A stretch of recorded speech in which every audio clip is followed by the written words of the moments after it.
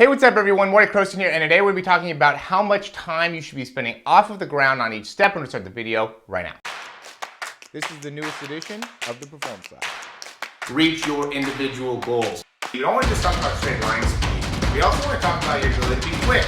We break down your video. Let's make you into the quarterback I know you can become.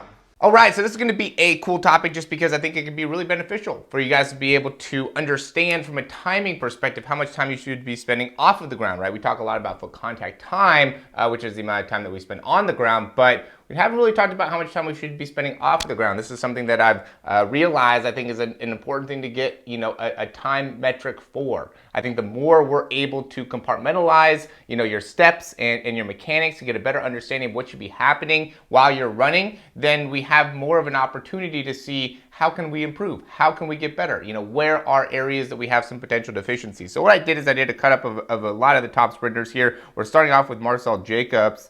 And we'll go into we're about this point here. So you can see like landing here. We'll go with the right leg first because I saw that this one ended up being actually is the one before. We'll go left leg first. Just kidding. So we'll go 3-4-3. Right, we got that at the bottom.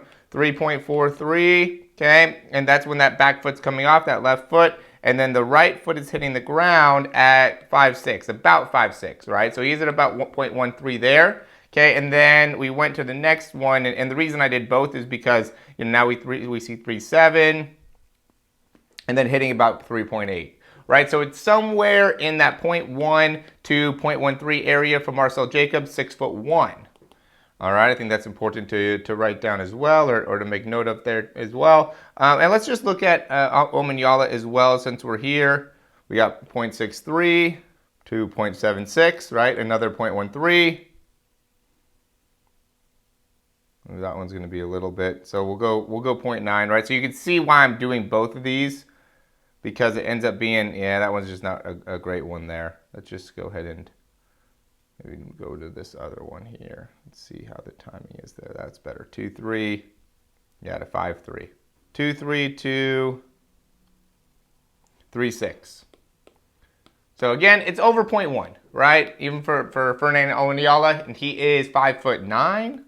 Okay, I was gonna also, I have this one. He's also in this race as well. We have Bromell, right? And this one ends up looks like the overall frame rate is a little bit different on this one, but we'll go 2.3 to about 4.3.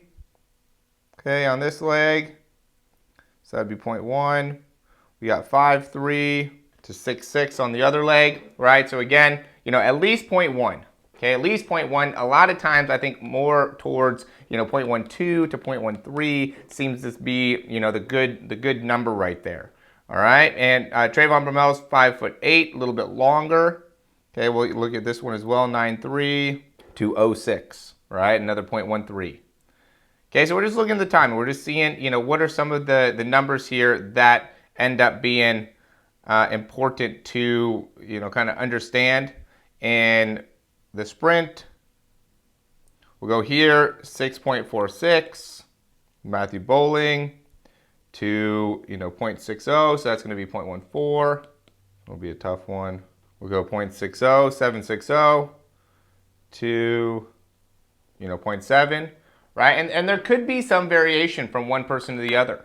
And, Matthew Bowling is 6 foot, okay? So we've gotten 6'1", 5'9", 5'8", 6 foot, and a lot of different types of body types as well, right? And so I think this is beneficial for you guys, right? I think this is important for you to understand is, when should you be how much time should you be spending off the ground? We'll go 5.26 here, 2.40, right? So another 0.14, 0.5. That seemed a little bit late though on that 0.5, but he hits back down at 0.6, right? So again, he's probably over 0.12, maybe even closer to 0.14 here. Fred Curley, I'm looking at the front. Fred Curley, sorry I didn't go into that there.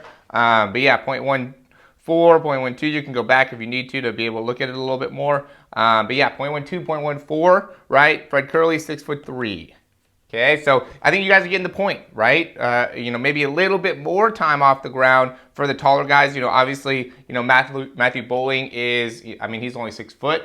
You know, he spent 0.14, about 0.14 on one of those. And so, you know, but he does have a lot of frontside mechanics, and he's really good at the broad jump, or sorry, the long jump. I mean, I guess, you know, Marcel Jacobs is as well. But point is, you know, he spent a good amount of time with his feet off of the ground.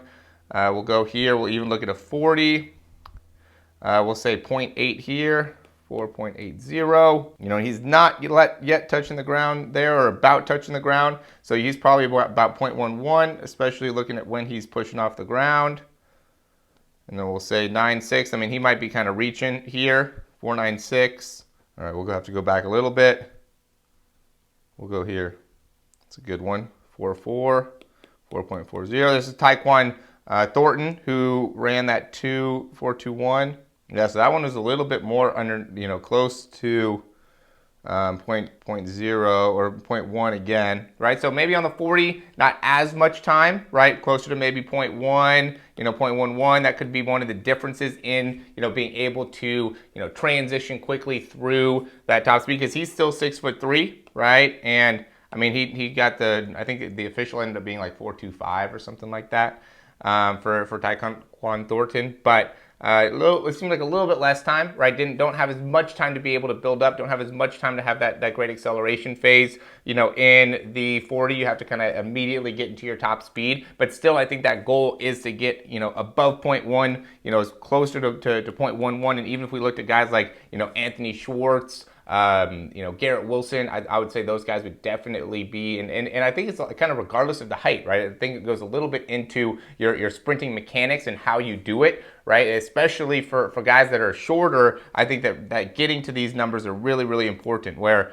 I mean, obviously, even if you're tall, I don't want to make it seem like it's not important, but it is something that, you know, you might be able to get away with a little bit more, especially on these shorter races, if you're taller and you have that really fast turnover speed overall, because you can pick up a little bit more distance per step and you can use a little bit more of that length, right? So it's like for these taller guys, especially for those smaller distances, 40 yards, 60 meters, it's like, how fast could these guys get to your top speed, because they could use more of that length, where, you know, when you're shorter, you know, you want to be able to use the distance that can be a potential separator from other guys that are shorter, and also you want to be able to run with those guys that are a little bit taller, and so how to be able to maximize that foot contact. And I think that's important, right, to understand what's going to make it so we can spend above 0.1 seconds on the ground, right?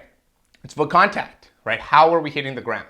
Okay, because if we're hitting the ground too far out in front, if we're hitting the ground on the back 2/3 of our foot, if we're hitting the ground with our knees too bent, if we're hitting the ground with our hips too far, you know, behind us, these are all reasons for why we would not be able to generate more vertical force, and therefore being able to generate more horizontal force, which would then lead to not as much time on the ground, right? We want to get to top speed and being able to have really great vertical positioning within the body to make it so then we can continue to run at a very high speed. The fastest guys are able to pick up the most amount of distance in the least amount of steps, right? Especially when we talk about top speed.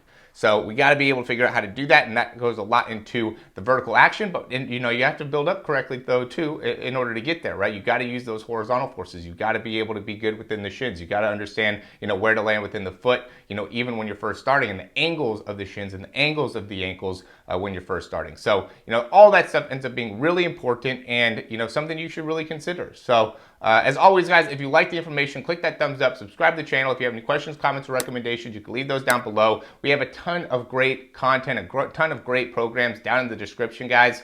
You know, check those out. Really, really, really advise you or recommend you to do that. Even with the that program without a breakdown, we've got a couple guys in the last few days that have been signing up for that, and you know, been sending over videos, or I've been asking even for videos. I know it says without a breakdown, but you know, I love breaking down, guys, and you know, the program is, you know, I think it's $97. You can get some bands. You can get an upgrade to make it so you get some bands with it as well. Or I think we might have upgraded the price actually a little bit over 100. But it's 3 months, right? And I'll give you some technique advice, right? I'll show you some things to work on within the technique. I want you guys to succeed, right? I'm not doing this because I'm just trying to, you know, make a couple dollars. Why would I be giving away so much free content on YouTube if you think I'm making, you know, millions of dollars here, right? I'm not making a bunch of money off of a $100 speed program. I'm trying to help you improve your speed, but there's got to be some give and take, right? You guys can't only expect people to give shit to you all the time.